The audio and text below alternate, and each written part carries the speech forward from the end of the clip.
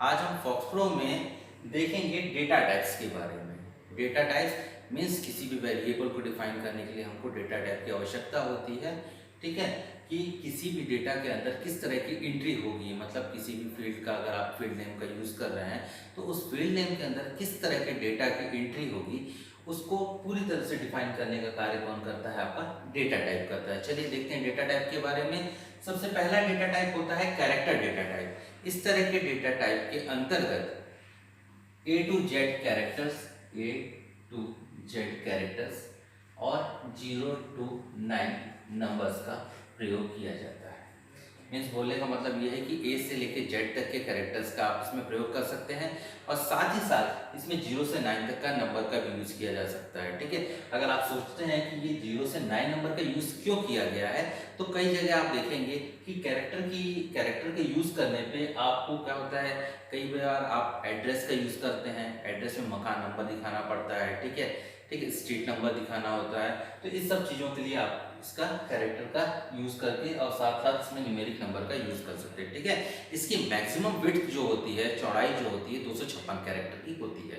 ठीक है, नेक्स्ट आता है न्यूमेरिक।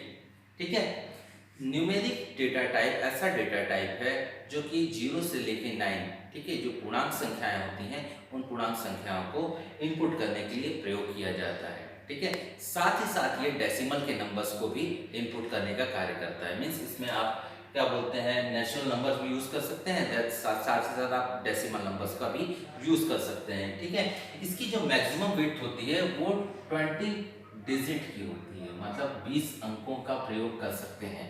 ठीक है, मैक्सिमम 20 अंकों का इसके अंतर्गत आप प्रयोग कर सकते हैं। ठीक, नेक्स्ट आता है फ्लोट। फ्लोट का मुख्य रूप से प्रयोग दशमलव के अंकों को प्रदर्शित करने के लिए किया जाता है। मीन्स अगर आपको दशमलव के अंकों को इनपुट करना है तो ऐसी स्थिति में आप किसका यूज करते हैं? फ्लोट का यूज करते हैं। लेकिन ज्यादातर काम मीन्स आपका फ्लोट का जो कार्य है उस सारे कार्य को आपका न्यूमेरिक नंबर आसानी से कर सकता है। न्यूमेरिक जो डेटा टाइप है बहुत आसानी से कर लेता है, इसलिए बहुत कम ही फ्लोट का यूज होता है। लेकिन इसकी जो विड्थ होती है ये भी आपके 20 डिजिट की ही होती है। ठीक है, नेक्स्ट आता है आपका डेट। नेक्स्ट आता है हमारा डेट। डेट डेटा टाइप का प्रयोग दिनांक को इनपुट करने के लिए किया जाता है। मीन्स अगर आपकी कोई डेट ऑफ ज्वाइनिंग है, डेट ऑफ बर्थ है, ठीक है, इस तरह से कोई भी डेट है आपकी, इनको इनपुट करने के लिए मैक्सिमम आप इसका डेट डेटा टाइप का प्रयोग करते हैं। ठीक है, डेट डेटा टाइप को इनपुट करने के लिए DD और YY का यूज करना पड़ता है। ठीक है, ये अमेरिकन फॉर्मेट का यूज करना पड़ता है जो कि MMDDYY के रूप में होता है। ठीक है, MMDDYY में इसकी जो विड्थ होती है ये पूरी तरह फिक्स होती है। फिक्स इसकी जो विड्थ होती है वो आपकी होती है 8 कैरेक्टर की इसकी विड्थ होती है। देखते हैं काउंट करके 1 2 3 4 5 6, देन ये आपका स्लैश जो लगा है 7 और 8, ये आपकी फिक्स रहती है, इसमें किसी भी प्रकार का आप कोई भी परिवर्तन नहीं कर सकते हैं। ठीक है, नेक्स्ट आता है लॉजिकल। लॉजिकल डेटा टाइप का यूज किया जाता है ऐसे स्थिति में जब आपको कोई तर्क देना होता है। तर्क मीन्स अगर आपको हाँ या ना में उत्तर देना होता है, ऐसी स्थिति में हम लॉजिकल डेटा टाइप का प्रयोग करते हैं।